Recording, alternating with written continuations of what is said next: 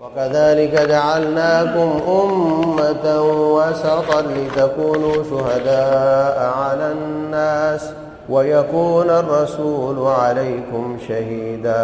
ہم نے تمہیں درمیانی امت بنایا ہے تاکہ تم دوسری امتوں پر گواہ بن جاؤ اور نبی تمہارے اوپر گواہ بن جائے علیہ الصلوۃ والسلام۔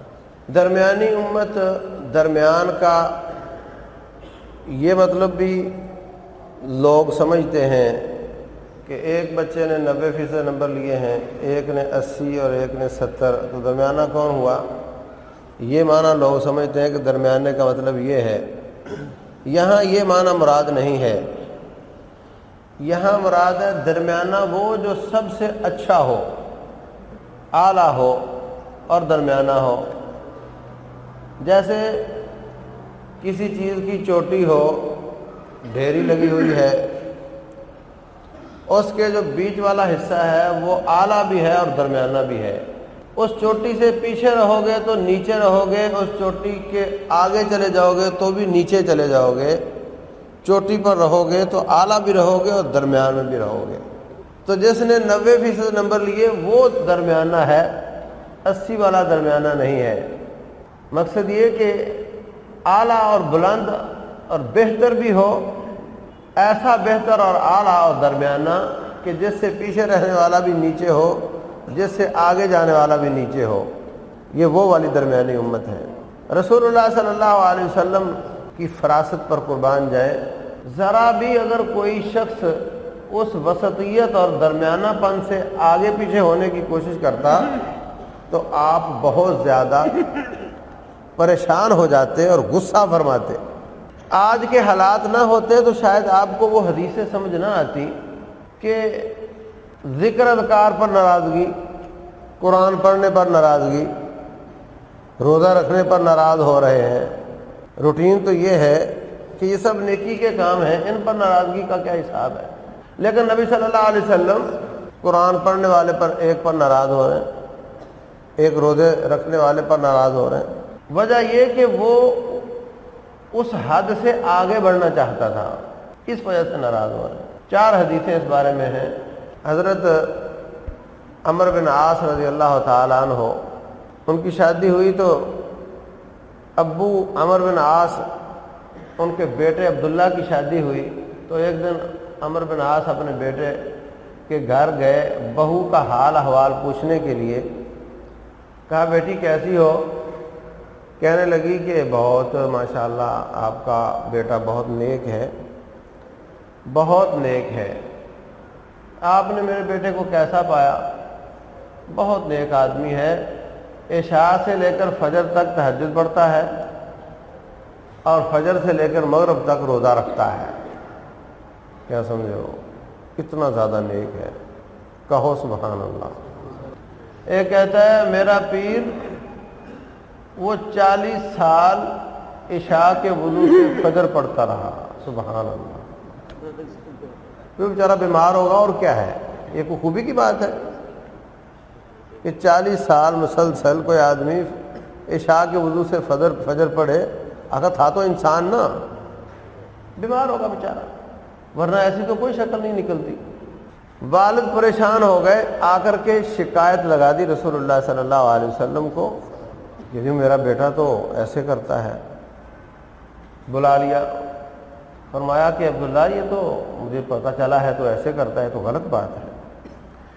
تو روزانہ قرآن مکمل کرتا ہے تہجد میں، اس کی بجائے تو روزانہ 1 پارہ پڑھا کر۔ 1 پارہ تو میں کہہ رہا ہوں نا، انہوں نے تو فرمایا کہ 1 مہینے میں قرآن ختم کر، تو 1 پارہ ہی ہوا نا۔ کہنے لگے میری طاقت تو اس سے افضل کی ہے۔ فرمایا پھر 20 دنوں میں قرآن ختم کر لیا کر، میری طاقت افضل کی ہے، 10 دنوں میں کر لیا کر، 7 دنوں میں کر لیا کر، 3 دنوں میں کر لیا کر۔ کہتے ہیں انی اطیق افضل من ذلک، میری طاقت اس سے بھی افضل کی ہے۔ فرمایا لا افضل من ذلک، اس سے افضل نہیں ہوتا، منع کر دیا۔ جہاں تک روزوں کا تعلق ہے تو مہینے میں 3 روزے رکھا کر، 1 روزے کا 10 گنا اجر ملے گا تو 10 ہو گئے، 3 10 30 ہو گئے، تو گویا ساری زندگی کے روزوں کا اجر ملے گا اگر ہر مہینے 3 روزے رکھے۔ کہنے لگے جی طاقت افضل کی ہے، بڑھاتے گئے۔ فرمایا پھر ایسے کر 15 روزے اور 15 دن چھٹی. کہتے طاقت اس سے بھی افضل کیا. فرمایا اس سے افضل کی اجازت نہیں، افضل ہوتا ہی نہیں اس سے. پھر فرمایا عبداللہ تیرے جسم کا تجھ پر حق ہے، اس کو آرام بھی چاہیے. تیرے پڑوسی کا حق ہے، ان سے اچھا سلوک چاہیے. ان لجسدک علیک حقا وان لعینک علیک حقا، تیری آنکھ کا حق ہے، تجھے سونا چاہیے. وان لجورک وان لزوجک، تیرے پڑوسی کا بھی تجھ پہ حق ہے، تیری بیوی کا بھی تجھ پہ حق ہے. وان لربک علیک حقا، تیرے رب کا بھی حق ہے. سب کو حق دو، یہ وسطیت ہے. ہم اس کو انگریزی میں کہتے ہیں MPL. MPL کا معنی منیمم پرفارمنس لیول، کہ آپ کے جتنے پیپر ہیں ان سب میں آپ پاس مارک لو تو پاس ہوگے. اگر میٹرک کے پرچے میں سب میں 95 نمبر ہوں اور اردو میں 10 نمبر ہوں، نمبر جمع کرو تو ہو سکتا ہے وہ بورڈ ٹاپ کر رہا ہو، لیکن نام اس کا آئے گا فیل کی لسٹ میں. نام اس کا کہاں آئے گا؟ فیل کی لسٹ میں.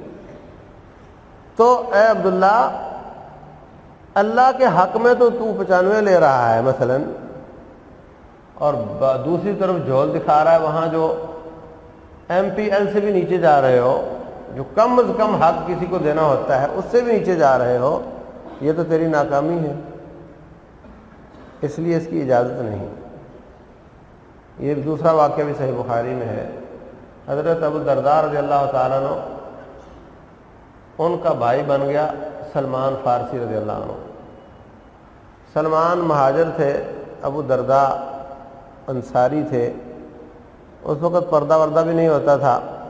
حضرت سلمان گھر آئے تو ام درداء کی حالت خراب، پراگندہ بال، پتہ نہیں کب نہائی تھی، تو میلے کچیلے کپڑے. کہنے لگے بہن تو نے یہ کیا شکل بنائی ہوئی ہے؟ کہنے لگی اس لیے کہ تیرا بھائی بہت نیک ہے، عشاء سے فجر تک تہجد پڑھتا ہے اور فجر سے مغرب تک روزہ رکھتا ہے، اور روزانہ یہ کام ہوتا ہے. کہنے لگے اچھا یہ تو غلط. ناشتہ آیا، کہنے لگا جی میرا تو روزہ ہے، آپ ناشتہ کر لیں. کہنے لگے جی میں بھی ناشتہ نہیں کروں گا اگر تم نہیں کرو گے تو. اس کا روزہ توڑ دیا اس کا. رات ہوئی، بولے یہ تیرا بستر، تم سو جاؤ. بولے آپ کا بستر کہاں ہے؟ جی میں تو رات قیام کروں گا. کہنے لگے تم نہیں سوتے تو میں بھی نہیں سوتا. جبرن سلا دیا. آدھی رات ہوئی، خود بھی اٹھے، ان کو بھی اٹھایا، پھر تہجد پڑھی. انہوں نے جا کر شکایت کر دی رسول اللہ صلی اللہ علیہ وسلم کو کہ جس بھائی کو آپ نے میرا بھائی بنایا ہے سلمان فارسی رضی اللہ عنہ، نہ مجھے رات کا قیام کرنے دیتا ہے، نہ دن کے روزے رکھنے دیتا ہے. فرمایا وہ کیا وجہ بیان کرتا ہے؟ وہ جی کہتا ہے پڑوسیوں کا بھی حق ہوتا ہے، آنکھ کا بھی حق ہوتا ہے، جسم کا بھی حق ہوتا ہے، بیوی کا بھی حق ہوتا ہے، اللہ کا بھی حق ہوتا ہے، تو سب کو ان کے حقوق دو. تو آپ نے فرمایا پھر تو صحیح بات کہتا ہے، پھر تو صحیح کہتا ہے. تیسرا واقعہ بھی صحیح بخاری میں ہی ہے. رسول اللہ صلی اللہ علیہ وسلم کے گھر 3 لوگ آئے. کہنے لگے کہ اماں عائشہ رضی اللہ عنہ آپ بتائیے کہ نبی صلی اللہ علیہ وسلم کی عبادت کا شیڈول کیا ہے؟ کہنے لگیں کہ رات کو کبھی لمبی عبادت کرتے ہیں، کبھی چھوٹی کر لیتے ہیں، سوتے بھی ہیں، عبادت بھی کرتے ہیں، روزے رکھتے ہیں اور کبھی چھوڑ بھی دیتے ہیں. تو کہنے لگے لو یہ بخشی بخشوائی شخصیت ہے، پھر بھی اتنی عبادت کرتے ہیں، اور ہم تو گناہوں کے پتلے ہیں، ہمیں تو ان سے ملٹیپلائی عبادت کرنی چاہیے، کئی گنا عبادت کرنی چاہیے.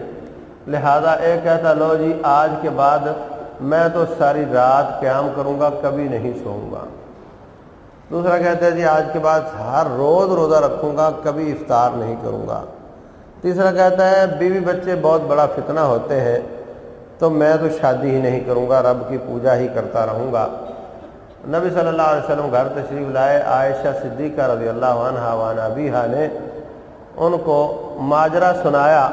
آپ نے اتنی ٹینشن لی اس بات کی، فوراً ایمرجنسی نافذ کر دی مدینہ میں، اور فوراً ایمرجنسی میٹنگ کال کر لی، جلسہ کر لیا، سب کو بلا لیا، اور وہ 3 کو بھی ساتھ بلا لیا. اور آپ نے خطبہ ارشاد فرمایا انا اتقاکم و اخشاکم للہ، میں تم میں سب سے زیادہ اللہ سے ڈرنے والا اور متقی ہوں۔ اس کے باوجود راتوں کو سوتا بھی ہوں، جاگتا بھی ہوں، روزے رکھتا بھی ہوں، چھوڑتا بھی ہوں، میں نے شادیاں بھی کی ہوئی ہیں۔ فمن راغب عن سنتی فلیس منی، جو مجھ سے آگے بڑھنا چاہے گا وہ ہم سے نہیں ہے۔ اب بتاؤ وہ بیچارہ جو 40 سال والا ہے، ہوتی ویسے جھوٹ موٹ کی کہانیاں ہی ہیں، کوئی نیک آدمی اس طرح کا کام نہیں کر سکتا، لیکن اب بتاؤ 40 سال عشاء کے وضو سے فجر پڑھنے والا وہ آپ سے آگے بڑھ رہا ہے نہیں بڑھ رہا؟ انہوں نے تو یہی کہا تھا نا کہ میں ساری رات قیام کروں گا، آپ نے منع فرما دیا، تو ایمرجنسی لگا دی، فوراً میٹنگ کال کری۔ اس کا معنی یہ کہ نبی صلی اللہ علیہ وسلم انتہا پسندی سے شدید نفرت کرتے تھے، اگرچہ وہ انتہا پسندی عبادت میں کیوں ہو۔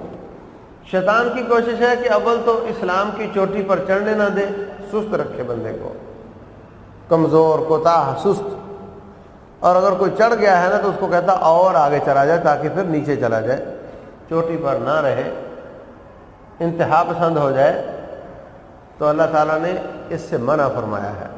عبداللہ بن مسعود رضی اللہ تعالیٰ عنہ کے پاس ایک ساتھی آتا ہے، کہتا ہے کہ حضرت مسجد میں کچھ لوگ انہوں نے گٹھلیوں اور کینکریوں کی ڈھیریاں لگائی ہوئی ہیں، گن کر یہ 1000 کی ڈھیری ہے، یہ 2000 کی ڈھیری ہے، یہ 500 کی ڈھیری ہے۔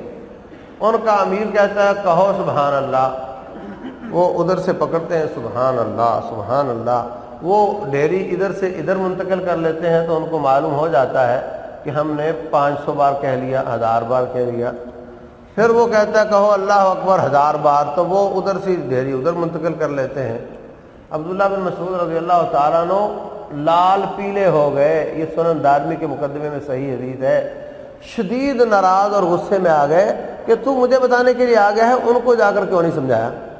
کہنے لگے جی میں نے ان کو سمجھایا ہے، وہ بھاگ نہیں آئے۔ پھر عبداللہ بن مسعود رضی اللہ تعالیٰ عنہ خود مسجد میں گئے اور ان کو جا کر کہا کہ یہ تم نے کیا اسلام میں اضافہ شروع کر دیا ہے؟ نبی صلی اللہ علیہ وسلم نے 100 سے زیادہ ذکر اذکار کو گنا نہیں ہے اور تم گنتے ہو۔ اچھا تم نیکیاں گنتے ہو تو گناہ کیوں نہیں گنتے؟ اپنے روزانہ گناہ کتنے کرتے ہو؟ ابھی تو نبی صلی اللہ علیہ وسلم کے زیر استعمال برتن بھی نہیں ٹوٹے، ابھی تو ان کے زیر استعمال کپڑے بھی بوسیدہ نہیں ہوئے، اور تم نے اسلام میں اضافہ شروع کر دیا۔ کہتے ہیں جی اس میں کیا حرج ہے، سبحان اللہ ہی تو ہے، اللہ اکبر ہی تو ہے، ہم تو خیر کا ارادہ رکھتے ہیں، نیت ہماری ٹھیک ہے۔ راوی کہتا ہے یہ جو تھوڑا سا اسلام سے ہٹے تھے نا عبادت کے نام سے، بڑھتے بڑھتے یہ حالت ہو گئی کہ جب خوارج کے ساتھ مسلمانوں کی لڑائیاں ہوئیں تو یہ لوگ خوارج کے ساتھی بن کر مسلمانوں کے گلے کاٹ رہے تھے۔ یہ ہے انتہا پسندی، اسلام نے اس کو ناپسند کیا ہے۔ اسلام رواداری کا دین ہے، اسلام اعتدال کا دین ہے، اسلام وسطیت کا دین ہے۔ رسول اللہ صلی اللہ علیہ وسلم نے فرمایا یہودیوں کی مخالفت کرو، مخصوص ایام میں عورت کے ساتھ وہ اتنا برا سلوک کرتے ہیں کہ ان کو ایک کونے میں بند کر دیتے ہیں، نہ اس کو پاس آتے ہیں، نہ بیٹھتے، نہ بات کرتے، دور سے روٹی پھینک دیتے ہیں 2 ٹائم کی۔ تو تم ایسا نہ کرو، تم ایک چیز کی پابندی کرو، باقی کسی لحاظ سے کوئی فرق نہ کرو، جہاں وہ سوتی تھی وہیں سوئے، جہاں وہ کھاتی تھی وہیں کھائے، کچن کا کام بھی کرے، احساس ہی نہ ہو کہ اس کو کوئی مسئلہ ہے، بس ایک پابندی کے علاوہ کوئی فرق نہ کرو اس سے۔ تو ایک کہتا ہے جی پھر ہم وہ ایک پابندی بھی چھوڑ دیتے ہیں تاکہ یہودیوں کی اچھی طریقے سے مخالفت ہو جائے۔ رسول اللہ صلی اللہ علیہ وسلم بہت ناراض ہوئے اس سے۔ تو انتہا پسندی برائی سے بچنے میں ہو یا نیکی کرنے میں ہو، اسلام اس کو ناپسند کرتا ہے، اور جو کسی لحاظ سے انتہا پسندی کی طرف جاتا ہے پھر وہ دور ہی نکل جاتا ہے۔ صوفی انتہا پسند ہے، ان تینوں نے کہا تھا ایک نے کہا میں شادی نہیں کروں گا، میں اللہ کی عبادت کے لیے خاص ہو جاؤں گا۔ یہ صوفی ایسے ہی کرتے ہیں، قبروں میں چلے کاٹتے ہیں، قبروں میں بسیرا کرتے ہیں، مکھیوں سے دوستی لگاتے ہیں، کپڑوں سے بے نیاز ہو جاتے ہیں، روٹی سے بھی بے نیاز، گوشت سے بھی بے نیاز، گھوم گھوم کر دماغ خراب ہو جاتا ہے، اور پھر کہتے ہیں جی مجذوب ہو گیا ہے۔ مجذوب کا لفظی معنی ہوتا ہے پاگل، دیوانہ۔ ان کے یہاں یہ ولایت کی بہت بڑی مرتبت ہے۔ صوفیت بھی انتہا پسندی ہے، رہبانیت ہے، پاپائیت ہے، سادھوازم ہے، اسلام سے ہٹے، دور نکل گئے۔ اسلام میں سب سے پہلا جو فرقہ نکلا، انہوں نے حضرت علی بن ابی طالب رضی اللہ تعالیٰ عنہ کی شان میں انتہا پسندی دکھائی۔ عبداللہ بن سبا یہودی کے سازش تھی، اس نے لوگوں کو اس کام پر لگایا کہ حضرت علی اللہ ہے، نعوذ باللہ۔ آپ نے کبھی دیکھا گاڑی کے پیچھے اللہ لکھا اور الف محمد ہے اور نام حسن ہے، حسین ہے، فاطمہ ہے، اور یعنی نعوذ باللہ یہ اللہ تعالیٰ کے جز ہیں، نعوذ باللہ۔ ان سب سے مل کر رب بنتا ہے، نعوذ باللہ۔ اور ایک کہتا ہے اللہ وارث، ایک کہتا ہے علی وارث، ایک کہتا ہے اللہ مدد، دوسرا کہتا ہے علی مدد، ایک کہتا ہے اللہ جانے، دوسرا کہتا ہے علی جانے۔ حضرت علی رضی اللہ تعالیٰ عنہ کو انسانیت سے نکال کر نبوت سے بھی آگے رب کے برابر کھڑا کر دیا جا کر یہ پہلا فرقہ اسلام سے نکلا تھا۔ اور اس کے بعد جب حضرت علی کی سائیڈ میں غلو کیا، مقابلے میں حضرت عثمان کی سائیڈ میں ان کی شان میں گستاخی شروع کی، اور ان کے جو فیصلے تھے حکمت پر مبنی تھے، اجتہاد پر مبنی تھے، ان فیصلوں کو گناہ قرار دیا اور ان گناہوں کو کبیرہ قرار دیا اور کبیرہ کو واجب القتل قرار دیا، حتیٰ کہ بڑے بڑے پاک باز لوگوں کے بچوں کو لے کر آ گئے، وہ مدینہ پر چڑھائی کر دی، حتیٰ کہ مسلمانوں کے ہاتھوں حضرت عثمان کو شہید کروا دیا۔ ابتدا کہاں سے ہوئی؟ پہلے حضرت علی کی شان میں انتہا پسندی، پھر مقابلے میں حضرت عثمان کی توہین میں انتہا پسندی، اور نتیجہ یہ نکلا پھر وہی لوگ تھے جنہوں نے مجبور کر کے حضرت علی کو خلیفہ بنایا۔ انہوں نے سوچا کہ یہ ظالم یہ مدینے پہ قابض ہو گئے ہیں، میں خلیفہ بن گیا تو میں حالات کو سنبھال لوں گا۔ یہی وہ لوگ تھے جنہوں نے جب دیکھا کہ ہم نے خلیفہ بنایا ہے، حضرت معاویہ کہتے ہیں کہ پہلے قصاص پھر بیعت، حضرت علی فرماتے ہیں پہلے بیعت پھر قصاص۔ یہ سمجھتے تھے کہ اگر یہ صحابہ کرام کے گروپ ایک ہو گئے تو قصاص ہوگا، قصاص کن سے ہوگا؟ ہم سے ہوگا، لہذا ان کو ایک نہ ہونے دو۔ حضرت عائشہ، حضرت طلحہ اور زبیر رضی اللہ عنہم، ان کے گروپ بالکل صلح ہو گئی، رات مذاکرات کامیاب ہو گئے، راتوں رات ہی یہ ظالم دونوں گروپوں میں گھسے اور تیر مارنے شروع کیے، تو انہوں نے سمجھا کہ غداری ہو گئی ہے، جنگ شروع کروا دی، جس میں حضرت طلحہ بھی شہید ہو گئے، حضرت زبیر بھی شہید ہو گئے۔ پھر مجبور کرتے رہے، چلو حضرت معاویہ پر حملہ کرو، چلو حضرت معاویہ پر حملہ کرو۔ ان پر حملہ ہوا، یہی ظالم تھے جنہوں نے یہ حملہ کروایا۔ تو جب حضرت معاویہ کے ساتھیوں نے قرآن نیزوں پر اٹھا لیے کہ ہم مذاکرات چاہتے ہیں، قرآن کا فیصلہ چاہتے ہیں، ہم لڑنا نہیں چاہتے، تو حضرت علی کہنے لگے یہ ان کی چال ہو سکتی ہے اور تم لڑو، کہنے لگے لو قرآن کے فیصلے کو کون چھوڑے گا بھائی، قرآن کے فیصلے پر کون انکار کر سکتا ہے، ہم تو قرآن کا فیصلہ مانیں گے۔ جنگ بند ہوئی، حضرت علی کی طرف سے ابو موسیٰ اشعری اور حضرت معاویہ رضی اللہ عنہم کی طرف سے حضرت عمر بن عاص رضی اللہ عنہ، پھر دونوں جو فیصلہ کریں وہ قبول ہوگا۔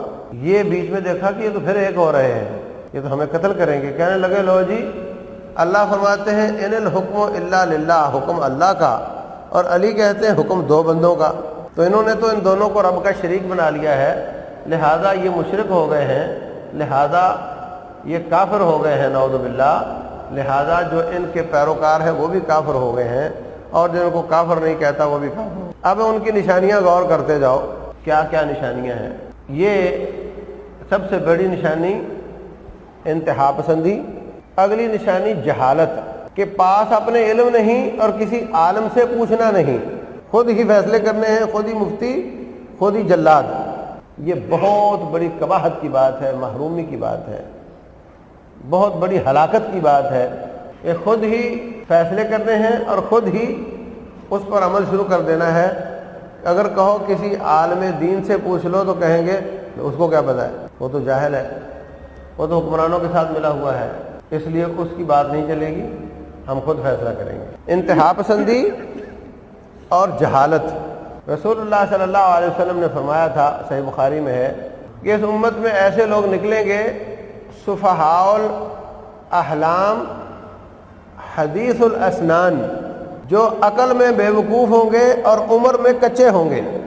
یہ دو نشانیاں بیان فرمائیں، سفہاء الاحلام و حدیث الاسنان، عمر کے کچے ہوں گے، عمر میں پختگی نہیں ہوگی، اور عقل کے کمزور ہوں گے۔ یہ دونوں باتیں تقریباً ایک ہی ہیں، جس کی عمر کچی ہوتی ہے اس کی عقل بھی کچی ہوتی، لہذا آپ کو خوارج میں کوئی بوڑھا بزرگ سمجھدار عالم دین نظر نہیں آئے گا، بلکہ کون نظر آئیں گے؟ نوجوان، عقل کے کچے، چھچھورا پن، آگ بگولا ہو جانے والے، بغیر تحقیق کے فیصلے کرنے والے اور اس پر تلوار اٹھا لینے والے۔ یہ نشانیاں بھی رسول اللہ صلی اللہ علیہ وسلم نے ان کی بیان فرمائی ہیں۔ رسول اللہ صلی اللہ علیہ وسلم جعرانہ مقام پر کچھ غنیمتیں تقسیم کر رہے تھے، تو ایک آدمی آیا کہتا ہے اعدل یا محمد، نعوذ باللہ، محمد عدل کرو۔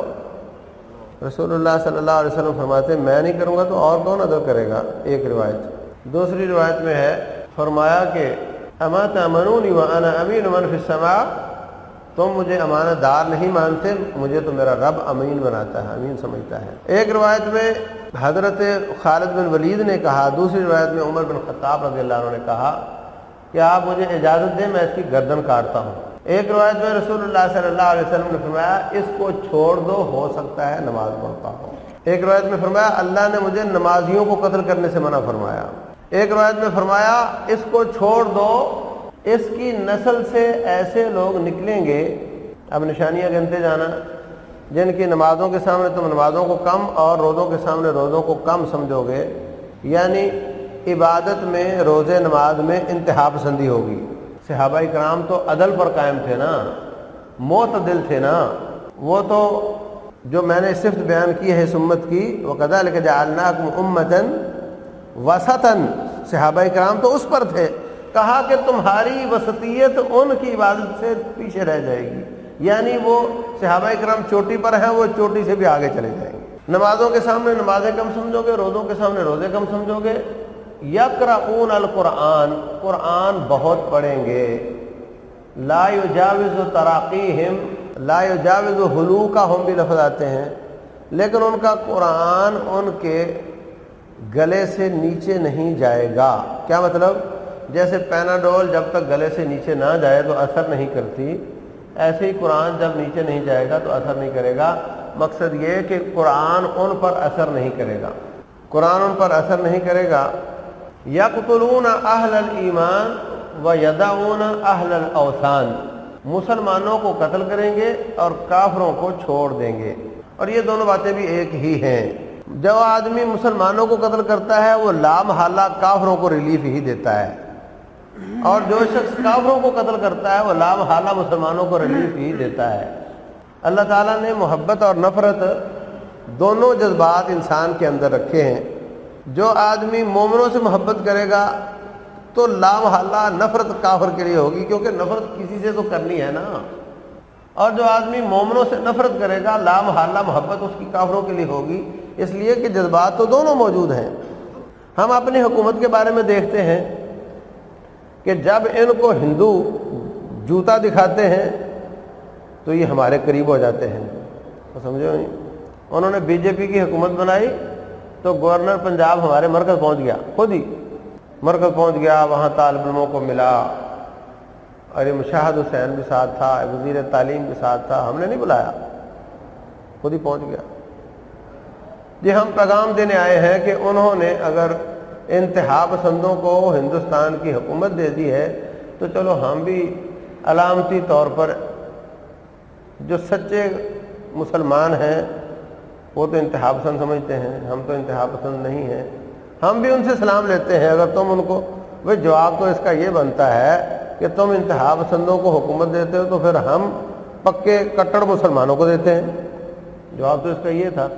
لیکن یہ تو نہیں ہو سکتا نا، حکومت کے لیے تو اپن مرتے ہیں، تو پہلے ہم جا کر سلام کر لیتے ہیں ان کو۔ تو جب کافر نفرت کرتا ہے تو مومنوں سے محبت بڑھتی ہے، اور جب کافروں سے مذاکرات چلتے ہیں تو مومنوں پر سختیاں بڑھتی ہیں، یہ بالکل تجربہ شدہ بات ہے۔ تو اللہ تبارک و تعالیٰ کے رسول صلی اللہ علیہ وسلم نے فرمایا کہ مومنوں کو قتل کریں گے، کافروں کو ریلیف دیں گے، چھوڑ دیں گے ان کو، وہ زبان سے دیں یا عملی یا لاشعوری، کسی حساب سے ریلیف ان کو ضرور ملے گا۔ ہمارے زمانے کے جو مسلمانوں کو قتل کرتے ہیں وہ ببانگ دہل اعلانیہ طور پر کہتے ہیں کہ ہم ہندوستان سے مدد لیتے ہیں، اور وہ جا کر اگر افغانستان میں پناہ لیتے ہیں تو ہندوستان کے کونسل خانوں میں پناہ لیتے ہیں۔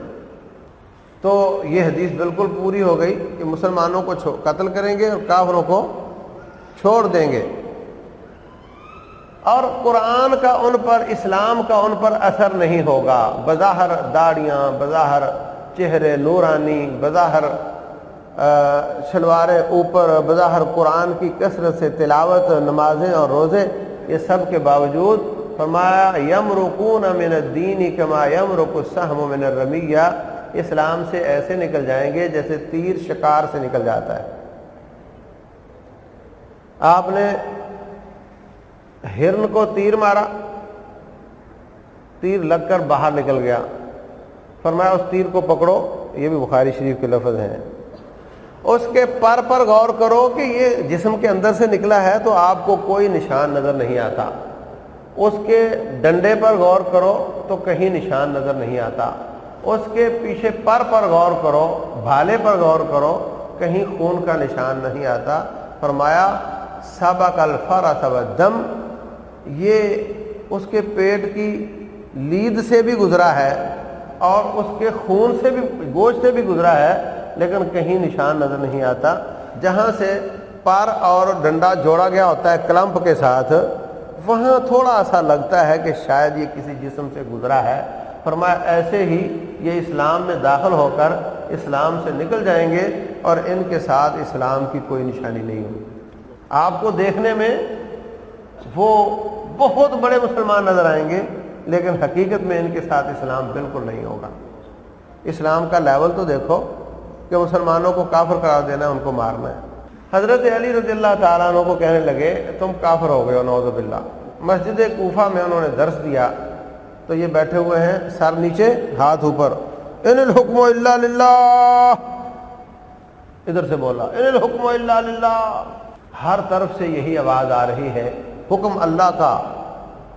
فرمانے لگے بات تو قرآن کی ہے تم کر رہے، لیکن تم اس سے باطل معنی نکال رہے ہو۔ آج بھی اگر کوئی شخص اپنی تقریر ان الحکم الا للہ سے شروع کرے نا تو کان کھڑے کر لیا کرو، اس میں بھی اکثر طور پر ایسا ہی ہوگا کہ اس میں بھی وائرس ہوگا۔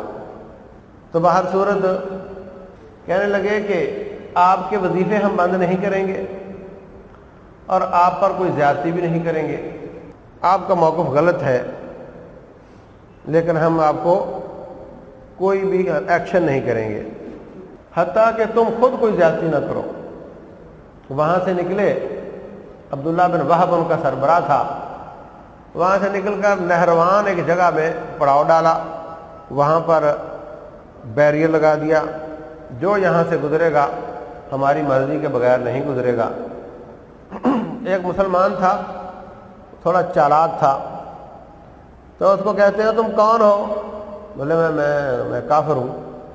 نبی صلی اللہ علیہ وسلم نے فرمایا تھا کافروں کو ریلیف دیں گے، مومنوں کو قتل کریں گے تو بیچارے نے مرنا ہے۔ وہ کہتے ہیں میں کافر ہوں۔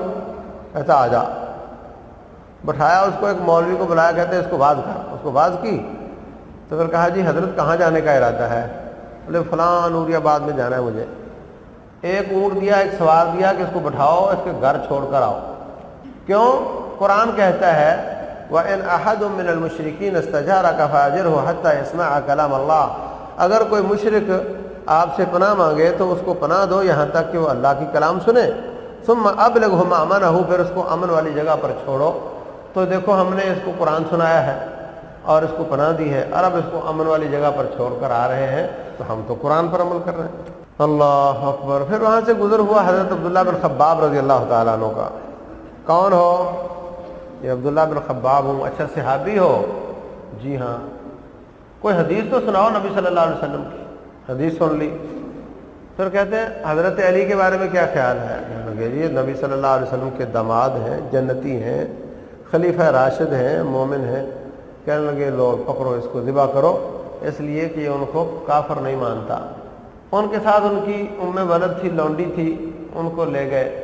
راستے میں ایک کافروں کا باغ تھا، ان میں سے ایک نے وہ کھجور یا جو بھی پھل تھا منہ میں ڈال لیا. دوسرا کہتا ہے کافر کی امانت اور تم نے منہ میں ڈال لی، نکال اس کو. نکال دی اس نے. آگے گئے تو کافروں کا محلہ تھا اور ان کا خنزیر باہر آیا ہوا تھا. خنزیر کھاتے تھے، عیسائی تھے. اس کو تلوار سے نقصان پہنچایا تو کہتا ہے یہ معاہد ہے، اس کے مال کی حفاظت کرنا فرض ہے مسلمانوں پر، اور تو نے اس کے خنزیر کو زخمی کیا ہے. عبداللہ بن خباب رضی اللہ عنہ کہنے لگے یہ خنزیر اور اس پھل سے بڑی امانت تو میں ہوں جس کو تم ذبح کرنا چاہتے ہو. لیکن ان کو کوئی بات سمجھ نہیں آئی. جا کر نہر کے کنارے لٹا کر کے ان کے گلے پہ خنجر چلایا، اور راوی کہتا ہے کہ دور تک پانی کے اندر ان کا خون جاتا ہوا میں نے دیکھا. پھر اس لونڈی کو بھی قتل کیا. جب یہ ہوا تو پھر حضرت علی رضی اللہ تعالیٰ عنہ نے فرمایا کہ دیکھو جی اب تم نے زیادتی کی ہے. حضرت عبداللہ بن عباس رضی اللہ تعالیٰ عنہ کو بھیجا کہ جاؤ جا کر ان کو سمجھاؤ. انہوں نے سمجھایا. کافی سارے لوگ ان سے ٹوٹ کر آ گئے، اور جو بعد نہیں آئے ان کے پیچھے بھی بندے لگا دیے. کئی صحابہ کرام کو جاؤ ان کو، ایک کو کہا حضرت ابو ایوب انصاری رضی اللہ عنہ کو کہا کہ جھنڈا لے کر کھڑے ہو جاؤ اور کہو جو میرے پاس آ گیا اس کو امان ہے. کافی سارے لوگ ان کے جھنڈے نیچے آ گئے، ان کو بھی امان دے دی. لیکن کچھ تھے وہ بالکل ہی نہ ماننے والے، انہوں کے ساتھ پھر مقابلہ ہوا اور تقریباً 8-10 کے علاوہ سارے قتل کر دیے حضرت علی رضی اللہ تعالیٰ عنہ نے. تو میرے عزیز بھائیو، یہ ہے ان کا قصہ اور یہ ہیں ان کی نشانیاں کہ قرآن پڑھیں گے مگر ان پر اثر نہیں ہوگا، عبادت میں انتہا پسند ہوں گے، چھوٹی عمروں کے، عقل کے کچے، جاہل، خود ہی فتویٰ دیں گے، خود ہی عمل کریں گے اور مسلمانوں کو کاٹیں گے اور کافروں کو ریلیف دیں گے. اور بھی نشانیاں بیان کی کہ وہ سر ان کے منڈے ہوئے ہوں گے، شلواریں اوپر. یہ تو کامن قسم کی نشانیاں ہیں. جو ان میں سے نہ بھی ہو وہ سر منڈوا سکتا ہے اور شلوار تو اوپر ہونی ہی چاہیے. لیکن جو خصوصی نشانیاں ان کی وہ یہی ہیں جو میں نے عرض کی ہیں. تو اللہ المستعان. یہ پیدا کیسے ہوتے ہیں؟ یہ پیدا ہوتے ہیں حکمرانوں کے ظلم سے. حکمران جب ظلم کرتے ہیں تو پھر یہ نسل تیار ہوتی ہے. عربوں میں تو جیلوں میں جتنا ظلم ہے وہاں تو ان کی پنیریاں بہت مضبوط ہیں، وہاں تو بہت بن رہے ہیں اور یہ انتہا پسندی بہت زیادہ بڑھ رہی ہے. لیکن پاکستان میں ان ظالموں نے پہل کی فوج پر حملے کرنے میں، پھر فوج نے بھی جو ان سے ہو سکا کیا اور بہت زیادتیاں بھی کیں. اور لال مسجد اور بلوچستان کے واقعے کو کسی اور طریقے سے بھی حل کیا جا سکتا تھا. ہم سمجھتے ہیں کہ وہ جس طریقے سے حل کیا گیا وہ طریقہ مناسب نہیں تھا. تو یہ اس طرح کے جو واقعات ہیں ان واقعات سے یہ لوگ پیدا ہوتے ہیں. اس کا باقاعدہ ٹرائل کیا جاتا ہے میڈیا میں، اور وہ سیڑھیاں جس کو بھی دکھاؤ گے وہ کہے گا جی مجھے ابھی بیلٹ دو، میں تو پھٹنے جا رہا ہوں. تو ان کو مواد ظلم نے فراہم کیا ہے، اس میں کوئی شک نہیں. اور اب جو قانون سازی ہوئی ہے اور اب جو فوجی عدالتیں بنی ہیں ان کو انتہائی احتیاط کے ساتھ پھونک پھونک کر قدم رکھنا چاہیے، اور بہت ہی احتیاط اور تحقیق کے بعد صرف ظالم کو سزا دینی چاہیے. تحقیق اور احتیاط کرتے کرتے کوئی ظالم چھوٹ جائے تو یہ اچھا ہے اس سے کہ کوئی مظلوم کاٹ دیا جائے. ظالم چھوٹ جانا بہتر ہے اس سے کہ جو مجرم نہیں وہ قتل ہو جائے. تو ان احتیاطوں پر اگر عمل کیا گیا تو انشاءاللہ امن آئے گا، سلامتی آئے گی.